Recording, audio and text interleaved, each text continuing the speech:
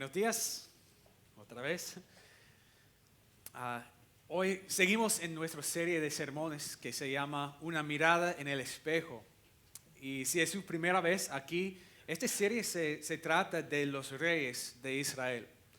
Y en esos reyes estamos mirando en el espejo, viendo sus prioridades espirituales, sus decisiones que hicieron, y nos da una oportunidad de mirar en el espejo para ver, tengo estos problemas también, podría aprender algo de lo que ellos hicieron, quiero arrepentirme de lo mismo, necesito el amor y la protección y todo de Dios como ellos. Y hoy vamos a estudiar la persona, el rey Oseas. Pero de verdad, nuestro sermón hoy no se trata tanto de Oseas, pero más la gente de Israel. Porque no sabemos muchísimo de Oseas. Él fue el rey de Israel y recuerda que en ese tiempo fue una nación dividida. Había 10 tribus en el norte que se llama Israel y 2 tribus en el sur que se llama Judá. Oseas fue el rey en el norte, de esos 10 tribus en el norte que se llama Israel. Y en ese momento Israel no era muy poderoso. La nación que tenía el poder fue la nación de Asiria. Asiria había atacado a la nación de Israel. Y al fin de este ataque, Israel fue el vasallo de Asiria. Y por eso cada año pagaron tributo o impuestos más o menos a Asiria. Y la nación de Israel fue más o menos una nación como siervo o esclavo a la nación de Asiria. Entonces, cuando Oseas llegó a ser rey, él decidió, no quiero pagar, no quiero hacer eso. Y decidió buscar una alianza con el rey de Egipto. Pues el rey de Asiria descubrió eso y dijo, eso no lo hacemos aquí. Y atacó y cercó a Samaria, la ciudad, el capital de Israel. Y después de 3 años, deportó toda la gente a Asiria. Y reemplazó con gente de otras naciones. Y eso fue el fin de la historia de Israel, la nación en el norte de Israel. No fue como la nación de Judá. ¿Recuerdan en su historia que había un ataque, los babilonios, como deportaron la gente, pero después de 70 años regresaron? No con la nación de Israel. Fueron deportados y es el fin de su historia. No les mataron, pero vivieron en Asiria y ya no fueron la nación de Israel. ¿Cómo eso podría pasar? Esa gente debería haber sido la gente escogida de Dios, su gente, su nación protegida. ¿Cómo pasó que fueron como nada, olvidado? ¿Cómo pasó? Pues el resto del capítulo explica qué pasó. Y lo que vamos a leer no es solamente una descripción de la gente en el tiempo en la época de Oseas, pero es una descripción como de la historia de Israel y cómo pasó que estaban la gente escogida, pero ahora una gente olvidada. Ok, leemos. En el año 9 del reinado de Oseas, el rey de Asiria, después de conquistar Samaria, deportó a los israelitas a Asiria y los instaló en Halach, en Gozán, que está junto al río Jabor, en las ciudades de los medos. Todo esto sucedió porque los israelitas habían pecado contra el Señor su Dios, que los había sacado de Egipto, librándolos del poder de Faraón, rey de Egipto. Adoraron a otros dioses y siguieron las costumbres de las naciones que el Señor había expulsado delante de ellos, como también las prácticas que introdujeron los reyes de Israel. Además, blasfemaron contra el Señor su Dios, y donde quiera que habitaban se construían altares paganos, desde las torres de vigilancia hasta las ciudades fortificadas. Y en cada colina y bajo todo árbol frondoso erigieron piedras sagradas y imágenes de la diosa Aserá. Y en todos los altares paganos quemaron incienso, siguiendo el ejemplo de las naciones que el Señor había desterrado delante de ellos. Fueron tantas las maldades que cometieron que provocaron la ira del Señor. Rindieron culto a los ídolos, aunque el Señor se lo había prohibido categóricamente. Por eso, el Señor les dio esta advertencia a Israel y a Judá por medio de todos los profetas y videntes. Vuélvanse de sus malos caminos, cumplan mis mandamientos y decretos y obedezcan todas las leyes que ordené a sus antepasados y que les di a conocer a ustedes por medio de mis siervos los profetas. Con todo, no hicieron caso, sino que fueron tan tercos como lo habían sido sus antepasados, que no confiaron en el Señor su Dios. Rechazaron los decretos y las advertencias del Señor y el pacto que Él había hecho con sus antepasados. Se fueron tras ídolos inútiles, de modo que se volvieron inútiles ellos mismos. Y aunque el Señor lo había prohibido, siguieron las costumbres de las naciones vecinas. Abandonaron todos los mandamientos del Señor su Dios y se hicieron los 2 ídolos fundidos en forma de becerro y una imagen de la diosa Aserá. Se postraron ante todos los astros del cielo y adoraron a Baal. Sacrificaron en el fuego a sus hijos y hijas. Practicaron la adivinación y la hechicería. En fin, se entregaron a hacer lo que ofende al Señor, provocando así su ira. Esta es la palabra de Dios. ¿Qué pasó? Pues dejaron a Dios. Dejaron de seguir a Dios y dejaron de escuchar a la voz de su Dios. Y adoraron a otros dioses. Buen resumen en capítulo 14, en versículo 14 dice eso. Con todo, no hicieron caso, sino que fueron tan tercos como lo habían sido sus antepasados, que no confiaron en el Señor su Dios. Tercos, dice. En hebreo hay una frase que se usa en hebreo que se llama, dicen como con cuello rígido o cuello difícil. Y eso significa terco. Significa que no va a mover, no va a cambiar su dirección cuando alguien lo dice. Como cuando Dios da su advertencia, la gente dijo, no voy a girar, voy a cambiar de dirección, voy a hacer lo que quiero hacer. Fueron tercos. Y lo interesante con ser terco es que nadie piensa que es terco. Simplemente piensa que es correcto, ¿no? Los que son tercos, si piensan que es algo bueno, no piensan que ser terco es algo malo. Como terco es, pues soy correcto, tengo ideas buenas. Y si no escucho a otras voces es porque ya sé qué voy a hacer, ya sé lo que es lo mejor para mi vida. Y eso es lo que pasó con la gente de Israel.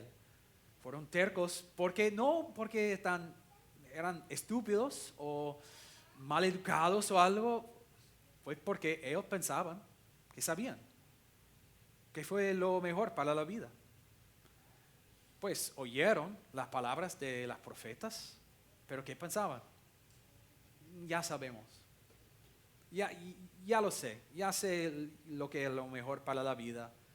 No voy a escuchar a esa advertencia o consejo porque ya tengo mi vida y no necesito escuchar esas cosas. Eso es lo que significa ser terco. Y lo que dijo Dios en versículo 13 dice aquí, vuélvanse de sus malos caminos Y en el Antiguo Testamento, esto es como la palabra que usa, la frase que usa los profetas muchas veces. Vuélvanse, vuélvanse, vuélvanse al Señor, vuélvanse de sus malos caminos. Pero porque eran tercos, no lo hicieron. No volvieron de sus malos caminos. Ok, una oportunidad por una mirada en el espejo. ¿Cómo hacemos lo mismo? ¿Somos tercos a Dios? ¿Tercos con Dios? Obviamente, no necesariamente tenemos el mismo problema como la nación de Israel. Nosotros aquí no hemos rechazado totalmente a Dios. No estamos adorando a otros dioses falsos. Estamos aquí. Queremos escuchar la palabra de Dios. Sabemos que Dios es bueno, que su consejo para nosotros es bueno, que sus leyes, su evangelio es bueno y lo queremos escuchar. Pero de vez en cuando hay una parte de su vida que está protegida con clave. Hay una puerta en su vida que está cerrado a Dios, a su consejo, su influencia. Como yo digo, ok, yo sé lo que Dios dice sobre eso y eso está bien, pero esta parte de mi vida, como gasto mi dinero, por ejemplo, o las películas y programas que veo en Netflix o lo que sea, eso es mi vida. No voy a escuchar a Dios en estas partes de la vida. ¿Tienes una parte de la vida que está cerrada a la influencia, a la palabra de Dios?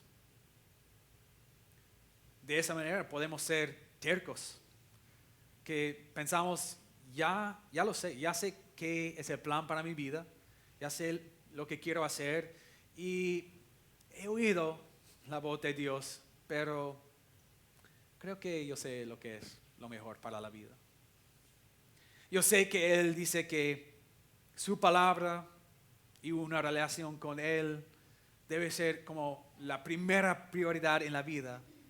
Pero si hago eso será malo para el resto de la vida, porque mis prioridades son el trabajo, la familia, la casa, y si pongo Dios y orar a Dios, ir a la iglesia, servir a otros en el primer lugar, el resto de la vida no será bueno.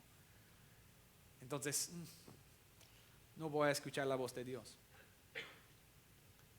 Amigos, vuélvanse de sus malos caminos. Vuélvanse al Señor. No queremos ser tercos como esta nación, que pensaban que sabían mejor. Y tengo que estar muy honestos con el pecado, que eso es pecado. De ignorar la palabra de Dios es pecado. De pensar, pues, me gustan las palabras de Dios, pero en esta parte de mi vida voy a ignorar lo que Dios dice. Eso es pecado. Eso es pecado. Y cuando pecamos, dejamos de seguir a Dios. Y por eso en el Antiguo Testamento siempre usa esta palabra como volver a Dios. En el profeta Joel lo dice muy bien. Rásquense el corazón y no las vestiduras. Vuélvanse al Señor su Dios, porque Él es bondadoso y compasivo, lento para la ira y lleno de amor. Cambia de parecer y no castiga. El arrepentimiento, Él está hablando del arrepentimiento. Y arrepentirnos no solamente es dejar de hacer lo malo y hacer lo bueno. No es como estoy caminando en esta dirección y tengo que cambiar mi dirección y hacer lo bueno. Eso es parte de arrepentirnos. Pero en ese versículo lo que nos dice es, cuando nos arrepentimos, dejamos nuestro camino del pecado y volvemos a Dios. ¿Por qué? Porque Dios es bondadoso, compasivo. No porque Dios nos quiere castigar, No es porque Dios quiere que mejoremos, pero porque Dios nos ama. Dios quiere que dejemos de caminar en este camino que nos va a causar daño, nos va a matar. Él dice, vuélvanse a mí, a mí. Eso es lo que es el arrepentimiento. Es regresar, volver a Dios. Más que cambiar de ser malo a ser bueno, es cambiar de seguir lo malo y seguir Él, que es bueno. Y seguir a Dios. Eso es como describió nuestra lectura. ¿Qué hicieron cuando estaban caminando? No a Dios, pero a sus ídolos. Rechazaron los decretos y las advertencias del Señor y el pacto que Él había hecho con sus antepasados. Se fueron tras ídolos inútiles, de modo que se volvieron inútiles ellos mismos. Qué frase, ¿no? Se fueron tras ídolos inútiles, de modo que se volvieron inútiles ellos mismos. Es sencillo lo que dice, ¿no? Se fueron tras ídolos inútiles. Los ídolos no podían protegerles, no podían salvarles, no podían dar nada a ellos. Esos ídolos de las otras naciones no fueron reales, fueron muertos, no podían hacer nada. ¿Por qué la gente adoraban a esos dioses inútiles a nosotros? Ahora es tan obvio. Como, ¿por qué ustedes lo hicieron? Esos ídolos no pueden ayudar a ustedes por nada. Es tan obvio a nosotros que esos dioses, esos ídolos fueron inútiles. Pero para ellos no lo hicieron por no saber o algo. Ellos pensaban que vale la pena. Ellos pensaban que había valor en hacerlo. Tal vez porque todo el resto de la gente lo estaba haciendo. No sé si no sentían la presencia de Dios y veían la gente adorando a sus dioses y parece muy divertido y parece que todo va muy bien en sus vidas. ¿Qué malo podría ser? Ellos no podían ver lo inútil de estos ídolos. ¿Qué pasaría si nosotros pudiéramos ver nuestros ídolos tan obvio como los ídolos de ellos? Porque la verdad es que cada uno de nosotros tiene ídolos en la vida. Cosas que adoramos, no ídolos como otros dioses de otras naciones, pero cosas que tienen el primer lugar en el corazón. Las cosas a que miramos para darnos gozo, propósito para la vida. ¿Qué pasaría si pudiéramos ver a ellos con la misma perspectiva? Si podríamos ver nuestras vidas con la misma perspectiva que tenemos a ellos. ¿Qué diría alguien en, no sé, 100 años, si estaba mirando a su vida? ¿Qué diría? Que, oh, wow, qué inútil es hacer eso. Como él siempre quiere tener control en la vida, está trabajando tanto para tener control en la vida, pero qué inútil es eso, porque Dios tiene el control y Él no puede controlar mañana. ¿Por qué gasta tanto tiempo y tanto dinero en tratar de controlar todo en la vida? Es un ídolo, es tan obvio. O tal vez, pues, ¿por qué ella está desplazándose en su smartphone siempre? No va a encontrar algo mejor, no va a dar gozo perfecto, gozo completo, solamente es algo para pasar el tiempo, pero es inútil buscar el placer en eso. No lo vas a encontrar. Es obvio. pero no lo vemos. O tal vez, si pudiéramos ver con la misma perspectiva, nuestros ídolos, alguien diría, ¿por qué él? ¿Por qué ella está tan enfocada en su reputación? Siempre está pensando en lo que los otros piensan de su imagen, de su personalidad, de su inteligencia. ¿Por qué pone tanta atención en eso? Es inútil. Él sabe que si había 1000 personas que adoraba, que respetó a él, que si había una persona, no estaría feliz. Porque una reputación bien buena no da la satisfacción que quiere. Es inútil. Pero no vemos nuestros ídolos muchas veces. Y no vemos que son inútiles. Pero la verdad es que cada uno de nosotros tiene un ídolo o unos ídolos que adoramos, que pensamos que va a dar el gozo, el propósito para la vida. Pero la verdad es que lo que el profeta dijo sobre ellos es la verdad para nosotros también. Se fueron tras ídolos inútiles, de modo que se volvieron inútiles ellos mismos. ¿Qué quiere decir la última frase aquí? De modo que se volvieron inútiles ellos mismos. Lo que quiere decir es que dejaron a Dios y pues separaron de lo que da el valor a la vida. Sin Dios, la vida tiene valor. Imagina una vida, un mundo, un universo sin Dios. ¿Dónde está el valor? Si Dios no existe, ¿qué valor tiene la vida?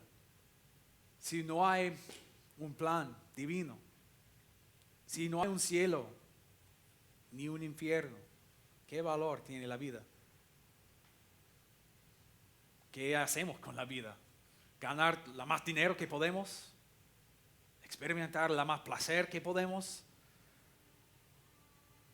¿Qué valor tiene? Porque en 100 años estarás muerto y no tendrás nada. Y en miles de años sin Dios, en un mundo, un universo sin Dios, en 1000 años o miles de años, todos estarán muertos y el que mató y el que fue generoso tiene el mismo fin. Sin Dios, la vida no tiene propósito. Y cuando como la gente dejaron de seguir a Dios, dejaron su propósito, separaron de una vida de valor. Y para nosotros es importante notar que la vida de ustedes, nuestras vidas tienen valor no por lo que hemos logrado, no por las buenas o malas decisiones en la vida, sino el valor en la vida viene por conocer a Dios, por tener una relación buena con Él. Eso es lo que da valor a la vida.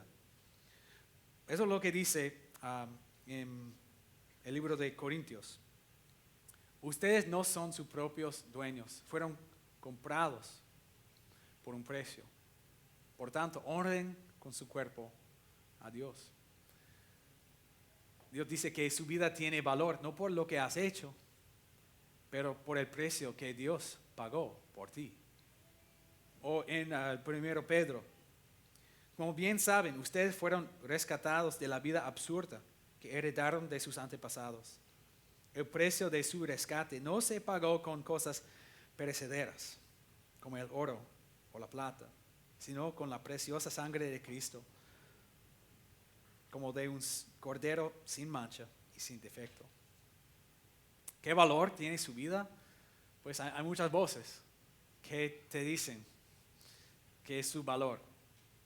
Lo que has logrado, la gente que conoces, sus amigos, lo que has experimentado, las cosas que tienes. Pero ¿cuál es el valor? Como al fin de su vida, si alguien preguntó, ¿Cuál es el valor de su vida?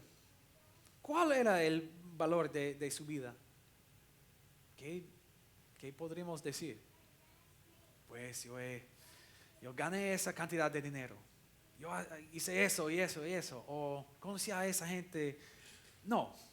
La respuesta es, ¿por qué su vida tenía valor? ¿Por qué su vida tenía valor? ¿Por qué su vida tenía valor? Porque Dios dijo que sí. Porque el Hijo de Dios dio su vida por ella, por Él. ¿Por qué su vida tiene valor? Porque su vida, al fin de su vida, eso no es el fin. Su vida tiene valor por conocer a Dios y esa vida va a durar por la eternidad.